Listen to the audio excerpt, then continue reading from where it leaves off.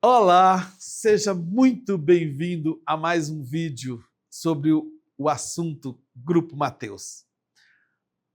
Hoje, neste vídeo, a gente continua explorando o Grupo Mateus, um dos acontecimentos mais comentados do varejo nos últimos anos.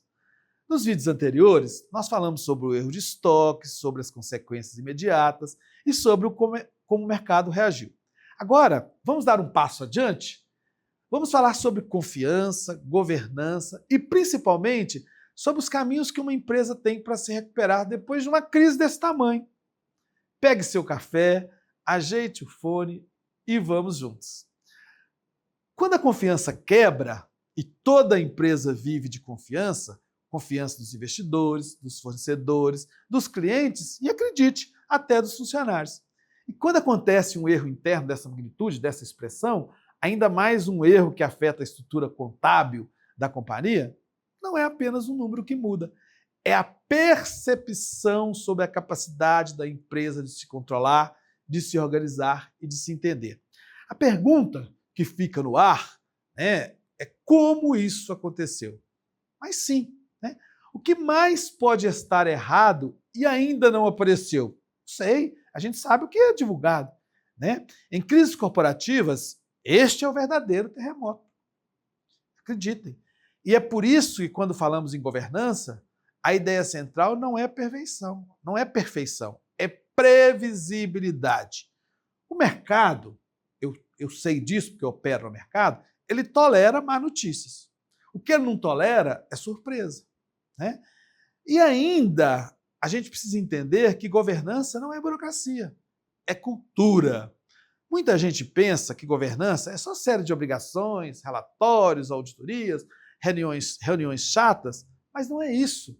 Governança é cultura, é a forma como a empresa se enxerga e se organiza para funcionar com clareza, com coerência e com responsabilidade. Como a empresa cresce rápido demais, ela às vezes leva os números para cima, mas deixa a governança para trás, deixa o controle. E isso cria um descompasso terrível. A operação fica gigante, mas os mecanismos de controle continuam pequenos.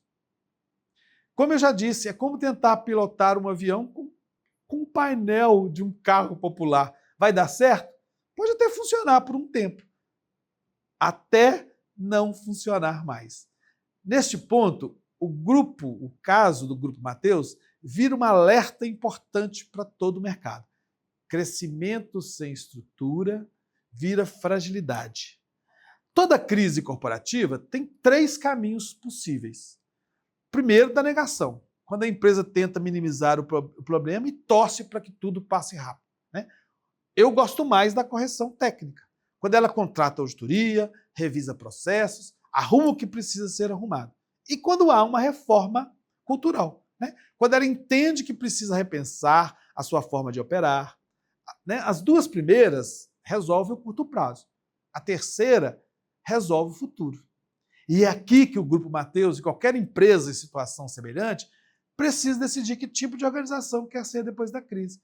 Quer apenas consertar relatório ou quer construir uma estrutura que evite nova surpresa?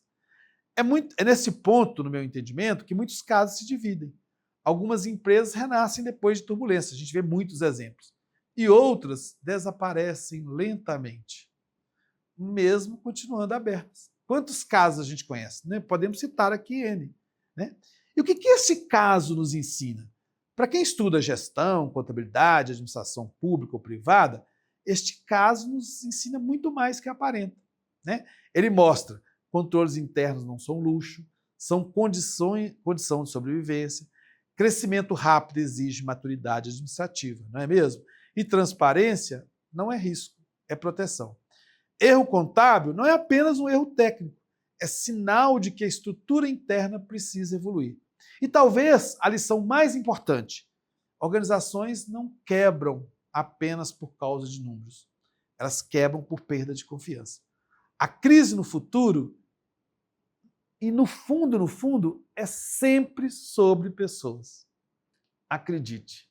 Gostou deste vídeo? Compartilhe, envie para os seus colegas, alunos, professores, profissionais da área. E claro, me escreva, quero saber seu ponto de vista. Grupo né, dos seus grupos aí. Muito obrigado pela sua companhia. Até o próximo.